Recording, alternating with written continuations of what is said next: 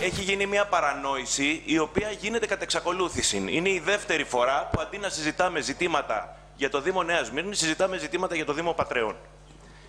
Όταν εμείς, κύριε Δήμαρχε, ναι, θετικά, αρνητικά, νομίζουμε ότι κάποια πράγματα πρέπει να τα αποσαφηνίσουμε, να γίνουν κατανοητά ακόμα και σε εσάς εδώ. Παρακαλώ, ο κόσμος τα ξέρει. Ο κόσμος τα ξέρει.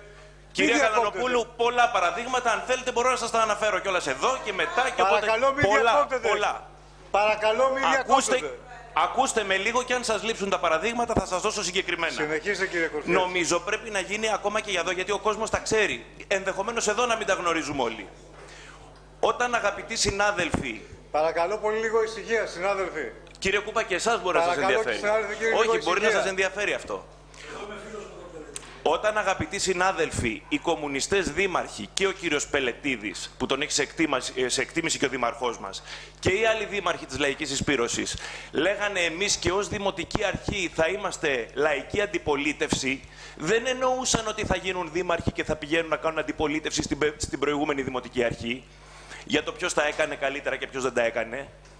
Εννοούσαν ότι θα είναι αντιπολίτευση υπέρ του λαού απέναντι στην κεντρική διοίκηση, η οποία πράγματι ασκεί ένα ασφιχτικό πλαίσιο προς τους Δήμους, γιατί τους έχει περάσει σειρά αρμοδιοτήτων χωρίς να τους λύνει τα χέρια. Και υπάρχει στόχευση, είναι πολιτική κίνηση, την οποία αποδέχονται ακόμα και όλοι αυτοί οι δήμαρχοι της ΠΕΔΕ και της ΚΕΔΑ, οι οποίοι έχουν να διαχειριστούν αυτό το ασφιχτικό πλαίσιο και δεν το λέμε καθόλου υποτιμητικά, δήμαρχε, το συγκεκριμένο.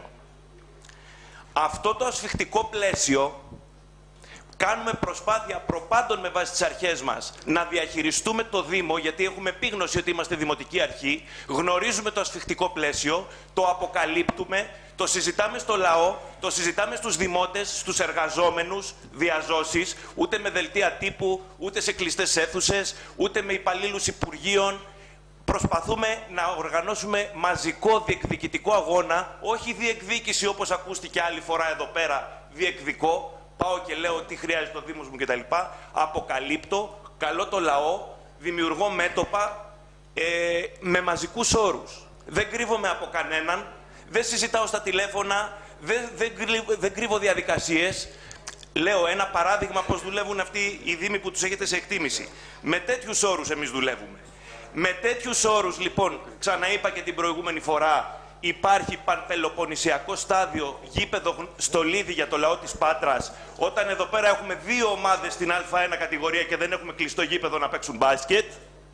Γι' αυτό εκεί πέρα ο Δήμαρχος βγήκε με ποσοστό που αγγίζει το 50%. Παρακαλώ, με απέναντι και το ΠΑΣΟΚ και τη Νέα Δημοκρατία και το ΣΥΡΙΖΑ σε ενιαίο πόλο, και δεν βγήκε με μικρές πλειοψηφίες που το δώσαν τα 3/5 την επόμενη μέρα.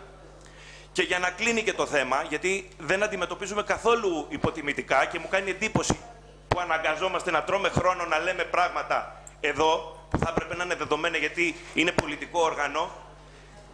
Όχι μόνο δεν είναι υποτιμητικό, αλλά θα έπρεπε να στρέψουμε λίγο και το βλέμμα μας στο ότι αυτή τη στιγμή υπάρχουν 3.200.000 πρωτογενή πλεονάσματα, τα οποία είναι ο ματωμένος λαός. Υπάρχουν 8 δις που δίνονται σε νατοικές ανάγκες, οι οποίες όχι μόνο παίρνονται από ανάγκες των λαϊκών οικογενειών του σήμερα, αλλά κάνουν τη ζωή μας επίφοβη και για το αύριο.